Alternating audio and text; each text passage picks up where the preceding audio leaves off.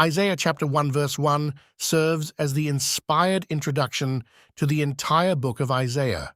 It reads, "The vision of Isaiah the son of Amoz, which he saw concerning Judah and Jerusalem in the days of Uzziah, Jotham, Ahaz, and Hezekiah, kings of Judah." The word vision refers to divine revelation given by God. Isaiah was not presenting his own opinions, observations, or philosophies. He was communicating truth that God revealed to him. This establishes the authority of the entire book. Similar language is used in other prophetic writings, such as Obadiah chapter 1 verse 1 and Nahum chapter 1 verse 1, where God revealed his message through chosen prophets. Isaiah is identified as the son of Amoz, distinguishing him from others of the same name. His ministry was directed primarily toward Judah and Jerusalem, the southern kingdom and its capital city. Although Isaiah contains prophecies concerning many nations, its primary focus is God's covenant people. The book exposes Judah's sin, calls the nation to repentance, warns of coming judgment, and promises future restoration.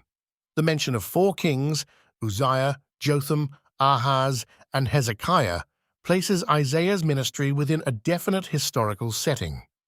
God works in real history among real people and nations. Isaiah ministered through periods of prosperity, decline, apostasy, and reform. This demonstrates that God's word remains constant regardless of political conditions. As Isaiah chapter 40 verse 8 declares, "The grass withers, the flower fades, but the word of our God stands forever." This opening verse also introduces one of the major themes of the book: God's sovereign rule over his people and the nations. Throughout Isaiah, the Lord reveals both his holiness and his saving grace.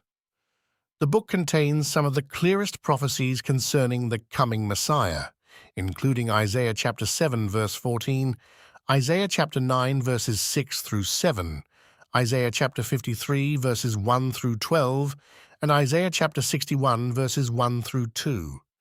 These prophecies find their fulfillment in Jesus Christ. Isaiah chapter 1 verse 1 reminds us that Scripture is divine revelation, not human invention. As 2 Peter chapter 1 verses 20 through 21 teaches, holy men of God spoke as they were moved by the Holy Spirit. Therefore, the message of Isaiah carries the authority of God himself.